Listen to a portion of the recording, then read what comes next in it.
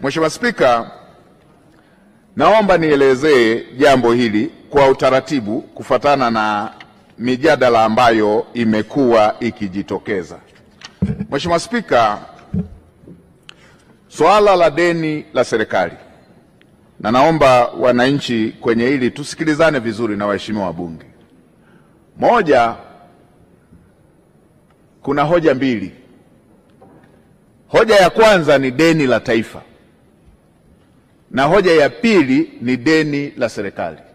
Mheshimiwa Spika, deni la taifa ni deni lile linalohusisha deni la serikali pamoja na deni la sekta binafsi, yote ndani pamoja na nje. Kwamba kama kuna mfanyabiashara amekopa kwenye taasisi za kifedha, ameongeza mtaji, amewekeza, linapoandikishwa linakuwepo kwenye deni la taifa. Kwa hiyo si kila wakati panapokuwepo na kukua kwa deni la taifa ni tafasiri mbaya. Si kila wakati kwamba ni tafasiri mbaya, kwa sababu kwa utaratibu wa uendeshaji wa uchumi, kama mtakuwa na makampuni ambayo hayana mitaji, yanaendesha utaratibu wa kibiashara kwa utaratibu hizi zisizo rasmi, si jambo la kujivunia.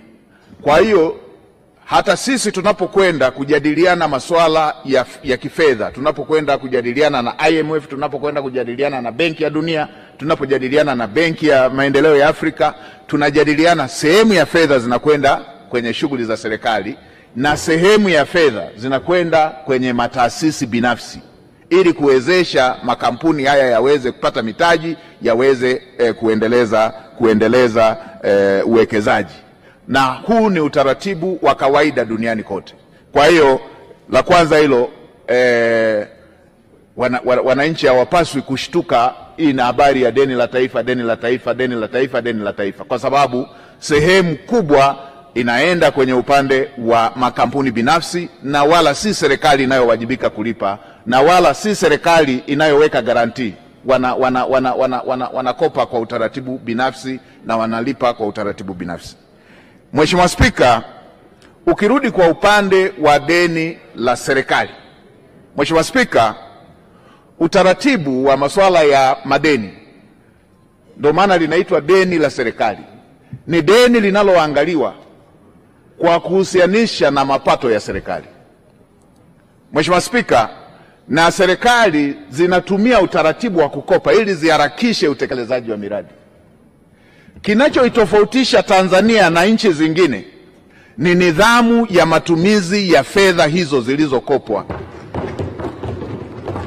Kuna nchi, Mheshimiwa Spika, na hapa tuelewane vizuri na Watanzania wote. Kuna nchi, ni kweli, kuna nchi zinaingia kwenye matatizo ya madeni, na zinaingia kwenye matatizo ya madeni kwa sababu ya kukosa nidhamu ya matumizi ya fedha walizozikopa.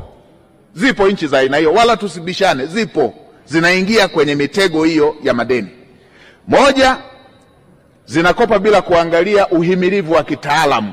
Uhimilivu wa kitaalamu unazingatia mapato vis-a-vis mikopo unayochukua. Na hii hata kwa mtu binafsi ipo, ni swala la nidhamu lipo.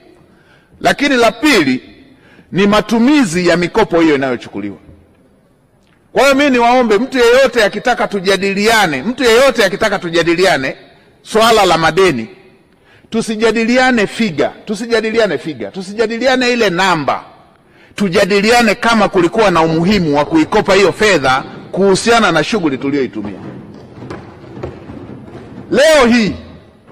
Leo hii nendeni mkaangalie kwenye miradi na mateso ambao wananchi walikuwa wanapata. Alafu leo tujadiliane kama ile fedha tulivyoikopa tulistahili kukopa au hatukustahili kukopa. Kwa mfano, tukienda kwenye deni ambalo lipo upande wa Benki ya Maendeleo ya Afrika. Mheshimiwa Spika, tumechukua mkopo, tumejenga barabara inayotoka Dodoma kwenda Manyara. Zamani kutoka Dodoma kwenda Arusha ilikuwa lazima upitie Morogoro ndio uende Arusha. Tuulizane tu, je, ilikuwa ni sahihi kuchukua fedha hiyo tukajenga barabara inayokwenda Babati, au tungeacha vile vile deni liendelee kuwa dogo, lakini ukitoka Dodoma ukitaka kwenda Arusha upitie Morogoro na Tanga. Hivyo ndio vitu tunavyotakiwa kufananisha. Tusifananishe namba tu kwamba deni limekuwa, kwa sababu Mheshimiwa Spika, deni ni fedha zetu, deni ni fedha, ndio maana tunahusianisha deni na mapato ya serikali. Ni mapato ya serikali, ni fedha zetu. Kwa hiyo ni swala la kuchagua. Then tukubaliane, je, ulikuwa uamuzi sahihi kuchukua fedha hiyo na kujenga barabara ili uchumi utakaochochewa kutokana na barabara uweze kulipa deni lile? Haya ndo mambo tunatakiwa tuyalinganishe. Tusihangaike kulinganisha namba kwamba mwaka huu deni lilikuwa hili na mwaka huu deni liko hivi. Tulinganishe kama miradi ile tulikuwa tunahitaji au hatukuwa tunahitaji. Chuo Kikuu cha Dar es Salaam kimejengwa kwa mkopo, fedha zetu za mifuko. Tunatakiwa tulinganishe. Leo tuna wanafunzi wote wale wako Chuo Kikuu cha Dar es Salaam. Tuangalie, je, tungebakiza deni liwe dogo tusiwe na chuo hiki? Tuendelee kuchagua wanafunzi wachache waende vyuo vikuu, au hivi ambavyo wanafunzi wengi wameweza kwenda kusoma kwenye vyuo vikuu? Hivyo hii nimetaja miradi michache tu. Tuna miradi mingi mingine ambayo imejengwa kwa utaratibu wa aina hii. Mheshimiwa Spika, ipo mingi, hata mkongo wa taifa, data hizi tunazotumia, bomba la gesi ni mkopo. Je, tunatakiwa tuulizane kama tungehitaji tuendelee kubakia kidigitali au kubakia kianalogia au tuende kidigitali, halafu tuchachue uchumi. Sasa hivi tunasemea uchumi, kila kitu ni digitali. Tulitakiwa tuambizane, tuongee kwa takwimu za aina hiyo. Mheshimiwa Spika, hiyo ni sehemu tu nimetaja, lakini miradi ya aina hiyo iko mingi. Huu ni utaratibu wa kutumia mapato ya serikali. Mheshimiwa Spika, nalisisitiza hili kwa sababu asiyejua mambo haya huwa wanaenda kuwatisha watoto wa Kitanzania kwamba hata wewe uliye mdogo unadaiwa hiki. Mheshimiwa Spika, hili ni jambo la mapato ya serikali. Na hicho ndicho ambacho huwa tunapima kwenye uchumi. Kwa maana gani nasema ni mapato ya serikali? Mtu mwingine anasema kama ni mapato sasa si ni Watanzania watalipa. Ndio, ni matumizi ya mapato ya serikali, kwamba hata bila deni kodi lazima ikusanywe, itakusanywa kutekeleza miradi. Sasa serikali inaamua kwamba badala nitumie makusanyo ya kila mwezi kumlipa mkandarasi kwenye mradi ambao ukitumia makusanyo ya kila mwezi utaujenga kwa miaka 50, unaamua kwamba nikope muda huu ili mkandarasi amalize mradi na aondoke. Halafu yale mapato yangu ambayo ningeyatumia kwenye mradi ule nitumie kurejesha. Na yale mapato ni mapato ya serikali. Mheshimiwa Spika, ndio maana tunapima kwa kutumia vigezo vya mapato ya serikali. Huo ndio uhimilivu tunaoongelea.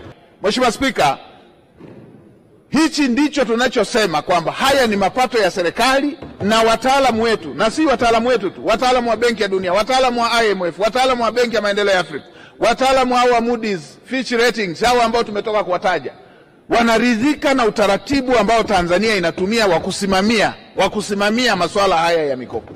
Ndio maana tunasema zaidi ya asilimia 73 ni mikopo ya muda mrefu.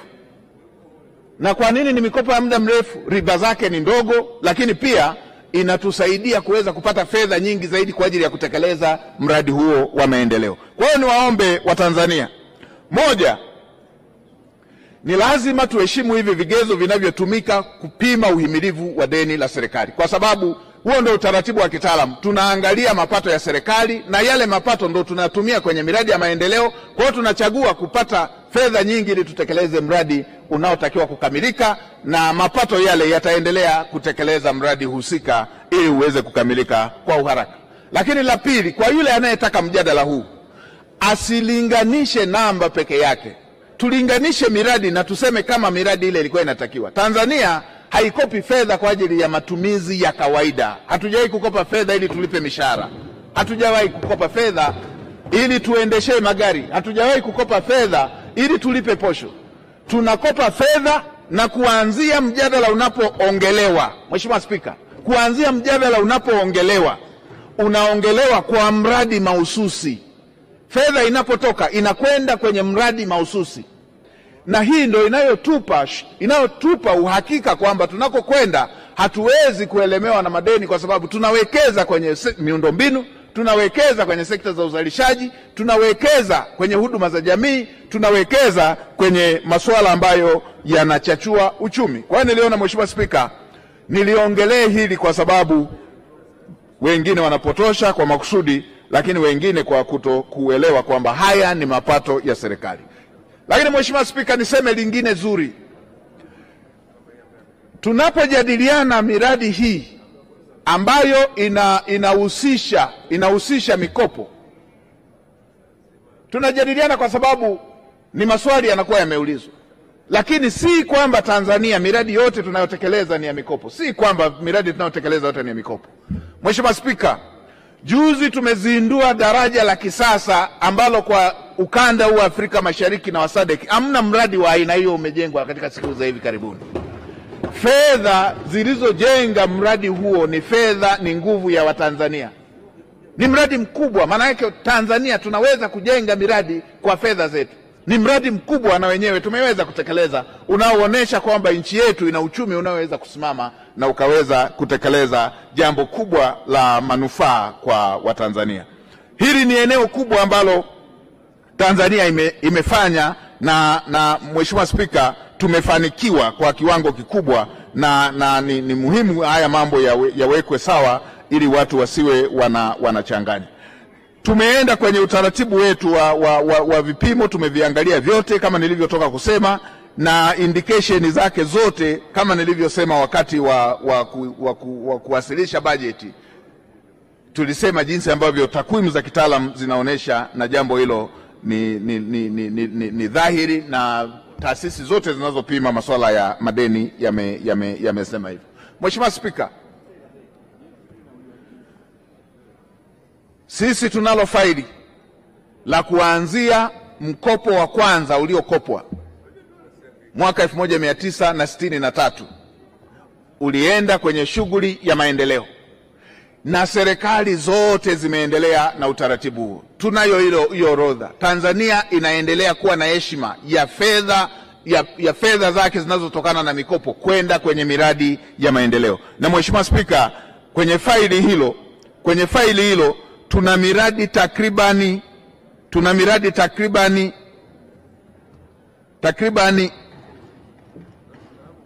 miradi ya thamani takribani miradi 1112.